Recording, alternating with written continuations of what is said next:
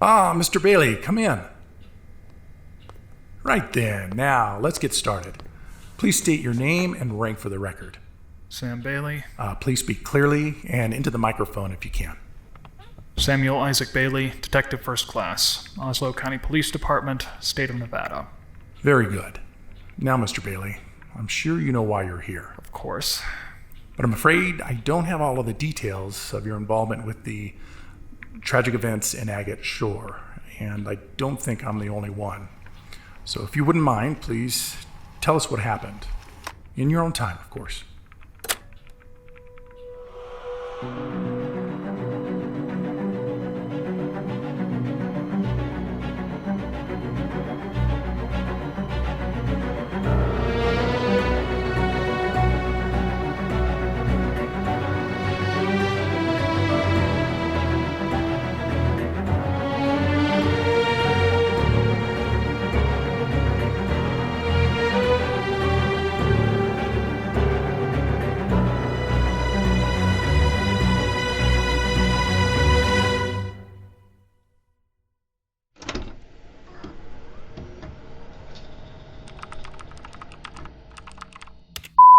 It's about 6 now.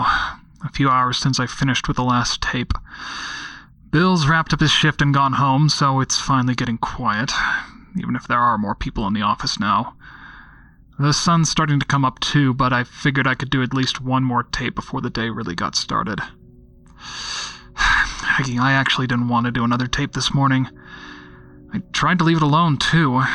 Made it about 2 hours, but I guess I can't let go of what happened with Bill.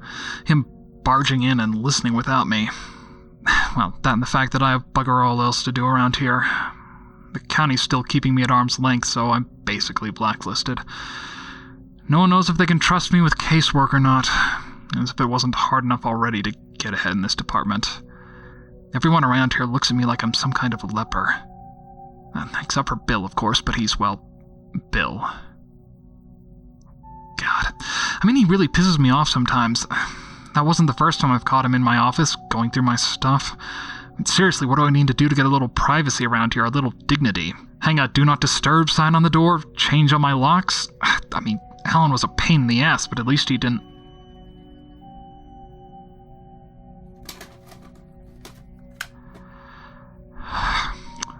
Let's see, tape number 1429127. Oh, and, Detective Samuel Bailey, Oslo County Police Department, Homicide Division. Recording on April 11th, 2019 at 6:01 a.m.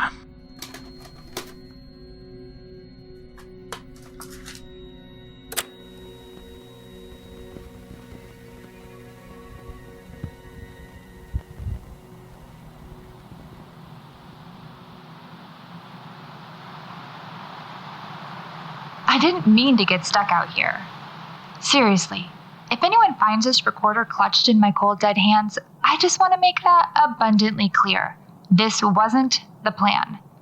I didn't look at the forecast, see a chance of snow on Donner Pass, and think, gee, wouldn't it be fun to reenact one of the greatest horrors of the Old West? No. I just had to get from Reno to Sacramento for a signing and didn't give myself enough time to go the long way around. Maybe it was stupid, but I figured, hey, early December, not a cloud in the sky. Should still be fine, right? I forgot how fast storms blow in up here. There were clouds on the horizon when I went through Truckee, but I thought I'd have more time before it started dumping like this. Made it all the way to Donner Lake before it turned into a complete whiteout. I kept going because I am nothing if not stubborn, but pretty soon it got so bad I couldn't see the road 2 feet in front of me. Finally gave up and pulled over in the first turnout I could find. I'm not really sure where I ended up.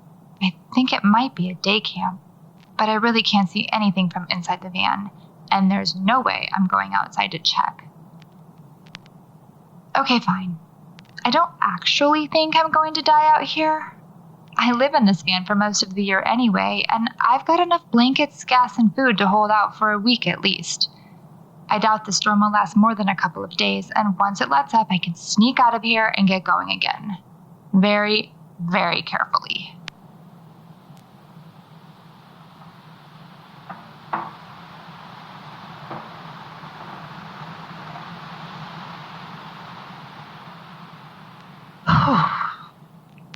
God, I hate snowstorms like this.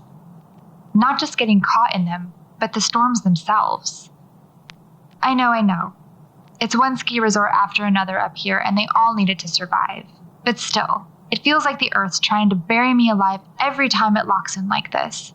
Like nature's rightly pissed off at all of us and doing its level best to crush us to death. I've seen photos of the towns up here in the 60s. 3 or 4-story buildings barely poking up over gigantic snowdrifts. Houses caved in beneath the snow load with people still stuck inside. Buildings burning to the ground because the fire department couldn't reach them in time. Avalanches a 1/4 mile long thundering down the mountain with enough force to...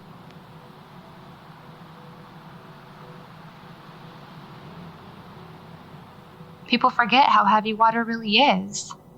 We drink it, swim in it, build amusement parks with million-gallon tanks like it's nothing. We get comfortable around it. Complacent. With miles and miles of atmosphere pressing down on us, there's only about 14 pounds of pressure per square inch at sea level. Even less this high up. But dive just 30 feet into the ocean and that pressure doubles. Snow's a little lighter while it's still falling. But then it melts and compacts. Then more snow falls and melts and compacts. It might look light and happy and fun sitting on top of that ridge, but ask anyone who's ever been caught in an avalanche, and they know. It's one of nature's simplest and most effective ways of killing you dead if you aren't prepared for it. I've only been parked here for about an hour, and the snow's already up to the wheel wells. I might have to crawl out of the skylight come morning to get help. And before you ask, no, of course I don't have signal out here, so I can't just call AAA, even if I had it.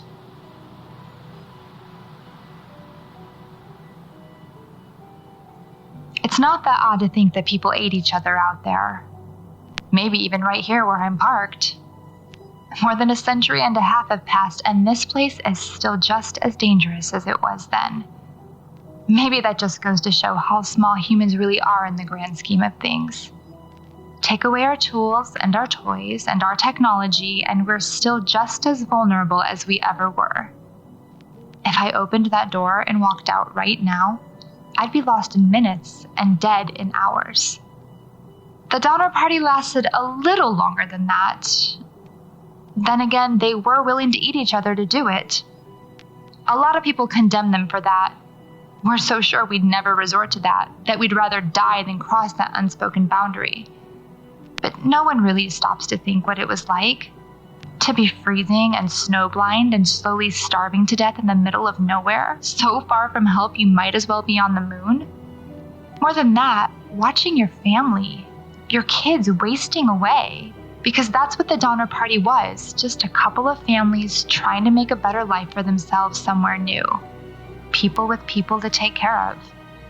It's terrifying what we can do when we feel like we have no other option.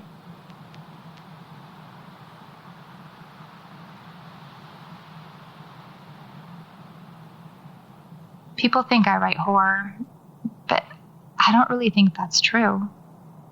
I just write fiction with all of the comfortable little lies taken out of it. Hello? Is someone there?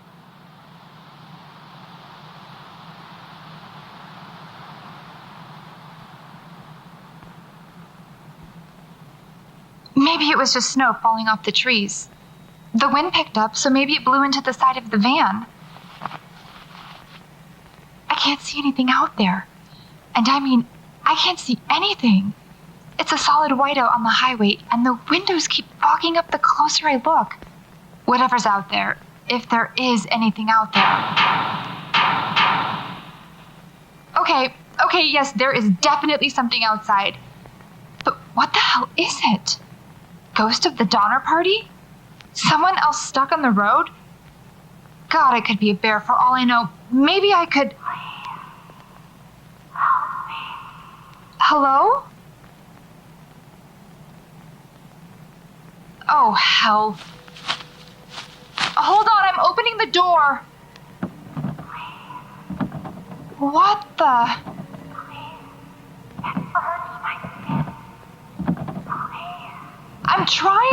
I'm trying! I can't get it open. Hold on, I'm gonna try the front door.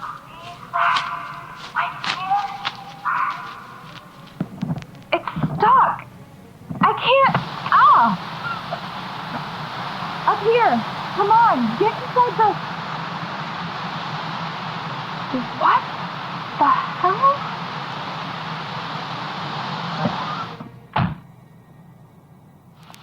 So, there's no one out there. The car's half buried by now, which is probably why I couldn't get the doors open in the first place, but it could have been a non-visible apparition, I guess? One of the lost members of Forlorn Hope? The members of the Donner Party who left the camp to find help. Most of them didn't make it. A lot of them died afraid and alone, too. Ideal conditions for the making of poltergeists, in my experience.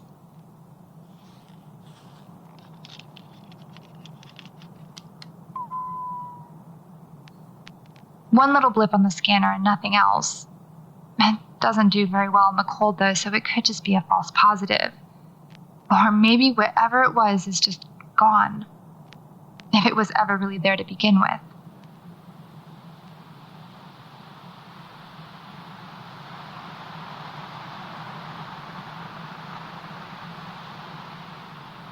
People forget that most of the Donner Party survived. At least more than half of them did. When they started, it was almost entirely families. By the end, it was a party of orphans and widows who were rescued from the pass. Some of the newspapers praised them at the time, saw them as heroes of exploration and paragons of pioneer courage. But as always, the more lurid accounts sold better, and the Donner Party slowly turned from a tale of heroes to a tale of tragedy and madness. I don't know if it was just the snow and the freezing cold that drove them to it, though. 2 months after the last of the settlers were rescued, General Stephen Kearny was traveling the Donner Pass with members of the Mormon Battalion, which, yes, was a real thing during the Mexican-American War. They found the bodies of the dead just lying out in the open, preserved by the cold. They'd been buried in the snow right where they died by the rest of the party. They had bigger concerns to deal with at the time than giving each other proper funerals. By then, the snow had thawed enough to show them mummified by the cold, dried and shriveled and black all over with frostbite. He ordered his men to dig graves for the bodies. Of course he did, that much makes sense. He wanted to respect the dead, to give them a proper burial. But then he did something kind of strange. The Donner Party built a series of cabins to try and survive the storm. Small, cramped, windowless things that leaked all winter long as the snow buried them deep. Maybe Kearny was just so horrified by what he saw that he wanted it erased from history. I doubt it, though. He'd been a soldier for more than 30 years at that point. Seen too much death to be unnerved by a few dead bodies. But whatever the case, he went from cabin to cabin and ordered his men to burn them down. I think he felt something about this place. Some influence or power that needed to be destroyed. So he tried to do it the only way he knew how. Even so, people kept finding bones for a long time afterwards. I guess some things just don't want to stay buried.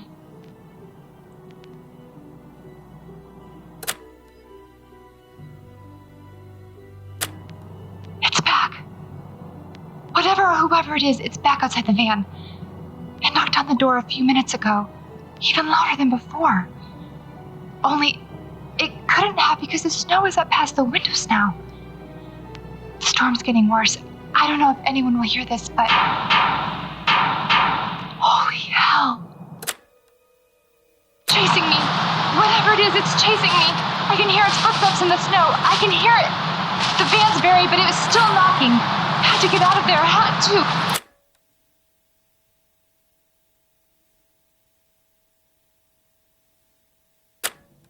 Well, that was certainly a night, wasn't it? The van's gone. I don't know if I'll see it again before next spring. Apparently, I was only a few yards from a cozy little ski hostel when I pulled off. I pretty much ran right into the side of it as I was running. Scare the bejesus out of a bunch of skiers, but they were nice enough to let me in after deciding I probably wasn't a ghost. Although I did look like death. I gave Anthony a call on the landline, told him I wouldn't make it to Sacramento. He understands. Apparently the whole Eastern Sierra is snowed in right now. Good news for skiers, not so much for writers on tour. Still, maybe I can get some writing done while I'm stuck here. So long as the snow keeps whatever's out there buried for good.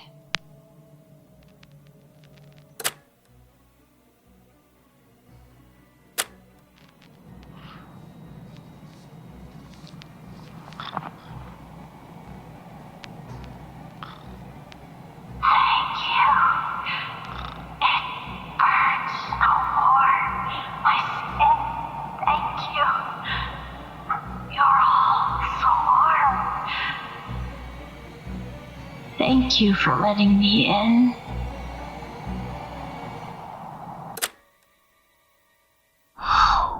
What the hell was... End slate. Test edit for the Anna Sheridan Files podcast, episode 1. Taken from the recordings of Anna Sheridan with audio engineering by Maria Soul. Hello. Directed and produced by Anna Sheridan for consideration by Poultice Press, with additional voices by Maria Soul. Oh, I just did the ghost really. It was pretty much all Anna. Duly noted. Effects and post-production by the amazing Maria Soul, mastered on 10 January 2017. Let me know what you think, Anthony. There's plenty more where this came from.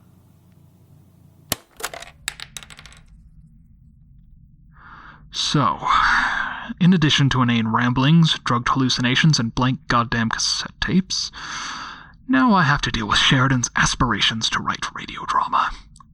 Wonderful. Just wonderful. I need to get more coffee. Or punch someone, whichever's more convenient. God damn it! Hello, look, I'm sorry, but this really isn't a good time for anything, so if you wouldn't mind... What? Who? Dr. Park, you said. Yes, this is Detective Bailey. Hold on one second, let me put you on speaker.